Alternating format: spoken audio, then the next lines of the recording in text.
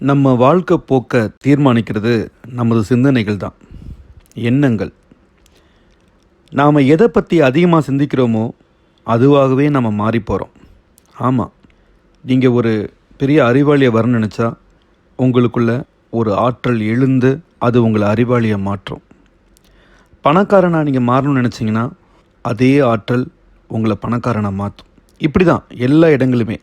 ஏன்னா நீங்கள் எதை பற்றி சிந்திக்கிறீங்களோ அதுதான் சொல்லாக மாறுது. அந்த சொல் தான் உங்களுடைய செயலாக உருவெடுக்குது.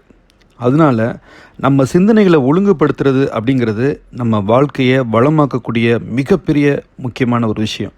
மற்றவங்களுக்கு உதவி பண்ணுறோமோ இல்லையோ, ஆனால் கெடுதல் மட்டும் நினைக்கக்கூடாது. அப்படி நினைக்க தொடங்கிட்டா அது நம்ம வாழ்க்கையை மட்டும் இல்லை, பின்னாடி வரக்கூடிய தலைமுறையும் பாதிக்கும். ஏன்னா நீங்கள் சிந்திக்கக்கூடிய எண்ணங்கள் தான் நீங்கள் நடந்துக்கக்கூடிய செயலாக மாறும்போது, மற்றவங்களுக்கு நல்லது நினைக்கும்போது உங்கள் வாழ்க்கையும் நல்லதாக மாறும். மற்றவங்களுக்கு கெட்டது நினைக்கும்போது உங்கள் வாழ்க்கைக்குள்ளேயும் அந்த கெட்டது நுழைஞ்சிரும்.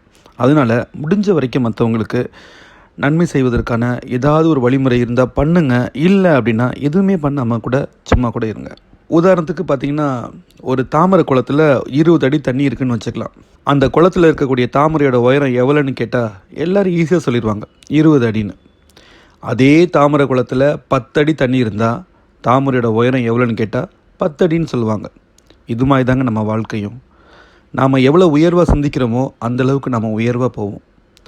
நாம் எந்த அளவுக்கு தாழ்வாக சிந்திக்கிறோமோ அதே மாதிரி தாமரையை போல் அந்த உயரம் குறையும். தண்ணீருக்கு ஒரு குணம் உண்டு. அது எந்த வடிவத்தில் எப்படி இருந்தாலும் எங்கே இருந்தாலும் அந்த இடத்த வளமாக மாற்றும்.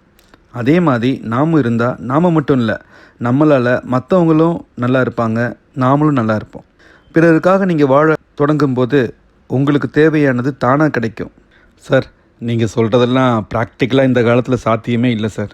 அடுத்தவனை வீழ்த்தினா தான் நம்ம முன்னேற முடியும், அடுத்தவனுக்கு கெட்டது பண்ணால் தான் நம்ம வாழ முடியும் அப்படின்னு நீங்கள் நினச்சிங்க அப்படின்னா நிச்சயமாக அது தவறான ஒரு விஷயம்.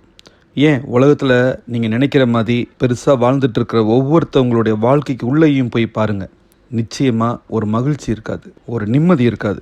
ஒரு மனுஷனோட வாழ்க்கையில் சந்தோஷமாக இருக்கிறான் அப்படின்னு சொன்னால் அது பணத்தை வச்சோ அவன் வாழ்கிற வாழ்க்கையை வச்சோ இல்லை, அவன் எந்த அளவுக்கு நிம்மதியாக இருக்கிறான் அப்படிங்கிறத வச்சு தான் அந்த வாழ்க்கையே சந்தோஷமாக இருக்குன்னு அர்த்தம். பணம், மற்ற வசதி இதெல்லாம் எது மாதிரி தெரியுமா? நாம் தினமும் அருந்தக்கூடிய தண்ணி மாதிரி, சுவாசிக்கக்கூடிய காற்று மாதிரி, உணவு மாதிரி. அது ஒரு அடிப்படை தேவை தான், அது வாழ்க்கை இல்லை. வாழ்க்கையில் எவன் ஒருத்தவன் கவலையே இல்லாமல் இருக்கிறானோ, இல்லை கவலையே இருந்தாலும் அதை நினச்சி வருத்தப்படாமல் இருக்கிறானோ அதுதான் நிம்மதியான வாழ்க்கை. அந்த நிம்மதியான வாழ்க்கையை நீங்கள் வாழணும்னு நினைக்கிறீங்களா? நிச்சயமாக நீங்கள் மற்றவங்களுக்கு நல்லது செய்யுங்க. உங்களோட வேதனைகளை அப்போ தான் உங்களால் சந்தோஷமாக பார்க்க முடியும். எவன் அடுத்தவனுக்கு தீமை செய்கிறானோ அவன் மகிழ்ச்சியை வேதனையாக பார்ப்பான். ஆனால் அடுத்தவனுக்கு நல்லது செய்கிறவன் அவனோட வேதனையை மகிழ்ச்சியாக பார்ப்பான். உங்கள் வாழ்க்கையை நல்ல சிந்தனைகளோட வளமாக மாற்றுங்க.